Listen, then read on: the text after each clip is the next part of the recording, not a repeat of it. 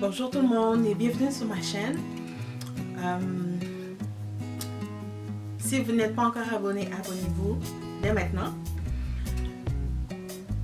Aujourd'hui, je vais aborder un sujet quand même assez tabou.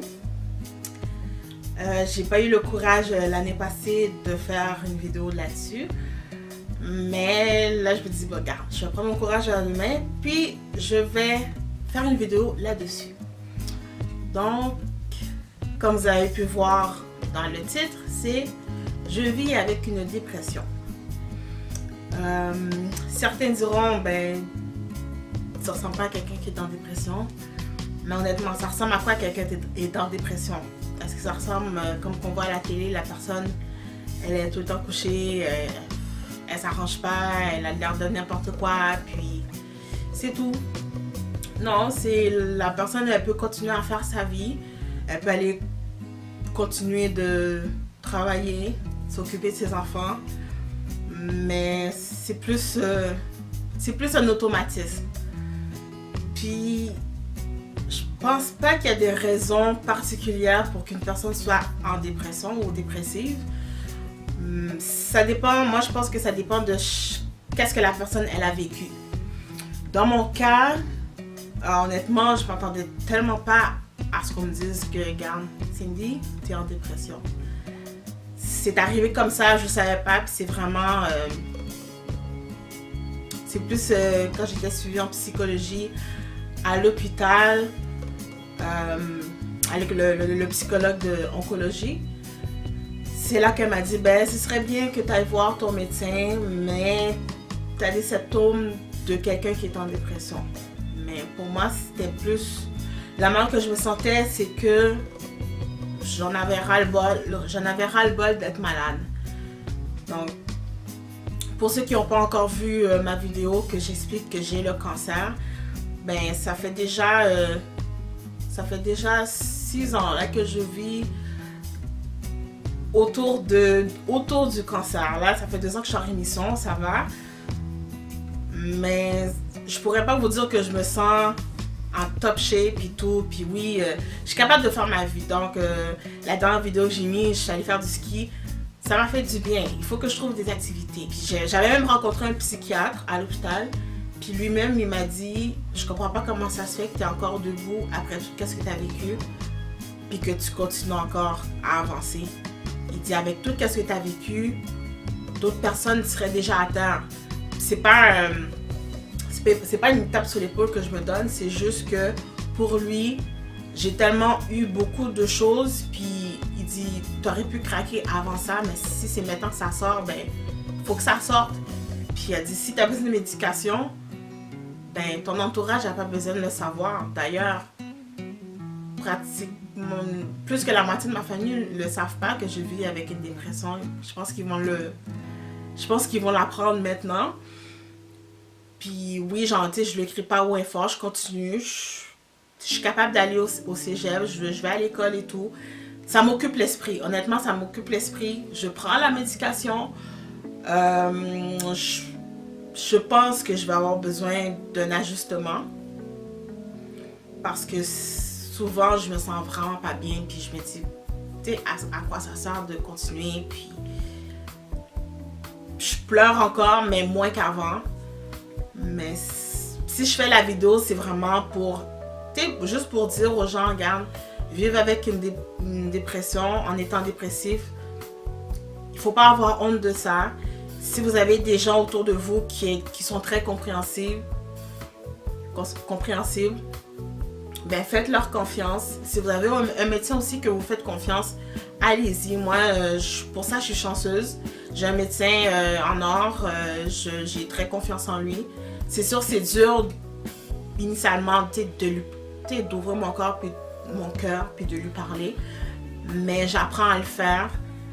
Mais je pourrais vous dire que qu'est-ce qui me fait du bien, c'est de m'occuper l'esprit. Donc, il faut vraiment que je trouve une activité. Mais honnêtement, c'est pas facile. J'ai regardé, avant de faire la vidéo, j'ai regardé sur YouTube pour voir qu'est-ce que les gens faisaient, comme les conseils qu'ils donnaient et tout. Puis certains, c'est ah, ben avant j'étais comme ça, mais maintenant je suis comme ça, ou suivez ces 5 étapes-ci et puis ça va bien aller. C'est pas aussi facile que ça en a l'air. Il faut que tu te bats avec quelque chose d'invisible qui t'empêche d'avancer. Moi, en ce moment, c'est ok, là j'ai quelque chose à faire. J'ai recommencé le cégep aujourd'hui, mais durant le mois que j'étais en vacances, ça a été dur parce que je suis avec les enfants. Mon fils a été malade, il y a encore une otite, donc je dormais pratiquement plus la nuit. Si j'arrivais à dormir, mais c'est la plus grande qui se réveillait, qui dit qu'elle n'arrivait pas à dormir. J'étais épuisée. Puis j'ai remarqué que quand j'étais épuisée, c'est là que rien n'allait plus. C'était vraiment les idées noires reviennent. Puis je me dis, mais pourquoi je continue dans cette vie? Mais pourquoi? Mais c'est pas la solution de s'enlever la vie. Il faut continuer, il faut avoir des amis, il faut être bien entouré. Puis se dire, regarde, ça va aller, mais c'est facile de rester couché puis de rien faire. Moi, des fois, souvent, je suis tellement fatiguée que j'ai juste envie de rester couchée. Et je peux pas rester couchée, il faut que je m'occupe des enfants, il faut que je fasse du ménage, il faut que je fasse à manger, il faut que j'aille à l'école. Mais l'impression de tout le temps vouloir rester couchée, ou même je me dis, ok, ben il faudrait peut-être que je sorte, au moins juste pour aller marcher. Juste ça, c'est difficile. Il y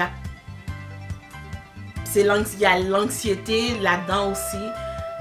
Mais tu sais, c'est des petites choses que quelqu'un de normal va dire. J'ai manqué de batterie, là, mais je vais reprendre ce que j'ai fait. Donc, je disais, quelqu'un de normal va se dire, ben, je vais prendre une marche, ça va être facile, ok. Mais quelqu'un qui vit avec une dépression, c'est très difficile de se dire, ok, je vais juste aller prendre une petite marche. Ça prend, ça prend une force surhumaine pour être capable de faire de petits gestes simples. Hein. Donc, vivre avec une dépression, c'est difficile. Accepter le fait de dire que je suis en dépression, c'est pas facile non plus. Mais je pense qu'il ne faut pas avoir honte de ça.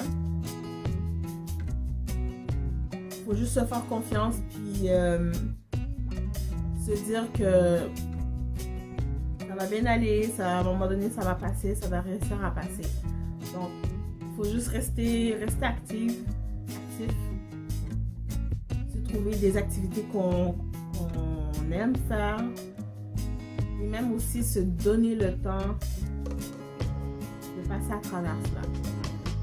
On ne peut pas dire que ça va prendre 1 mois ou 2 mois, on ne sait pas, mais il faut juste se donner le temps. Moi, on m'a donné comme conseil, parce que je me disais, ah, mais mon appartement, tu sais, il faut que je nettoie, j'aime pas ça quand c'est le bordel et tout. Avec les enfants, c'est difficile. Je suis fatiguée, j'aimerais ça rester couchée, mais comme j'ai trop de choses à faire, puis on m'a vraiment dit, écoute, ton appartement va pas s'envoler. La vaisselle qui est dans la cuisine, qui traîne, qui attend d'être lavée, ben, elle va pas s'enfuir. Si tu es fatigué, prends le temps de te reposer. Donc, j'ai pris le temps de me reposer. C'était difficile parce que coucher, je me disais, ah, mais là, c'est parce que je me sentais coupable de rester couchée. Ouais, c'est ça que ça m'a plus épuisée que d'autres choses. Je me sentais coupable pour dire, ah, mais je reste couchée, ou que, ah, mais il y en a d'autres qui vont travailler et tout. Il a fallu que j'arrête de penser ça puis de me dire, j'ai le droit de me reposer. Si je veux continuer à m'occuper de mes enfants, repose-toi. La vaisselle va attendre, le ménage va attendre. C'est pas plus grave que ça. Achète-toi des plats déjà préparés. Regarde. Fais avec ce que tu as. Donc ça m'a aidé. Je sens que je vais un peu mieux, mais que c'est pas gagné. Mais si je continue à faire comme que je fais maintenant, donc j'ai trouvé des petites choses qui m'aident à aller mieux. Why not? Je le fais. Puis vraiment retourner au cégep avec 2 enfants.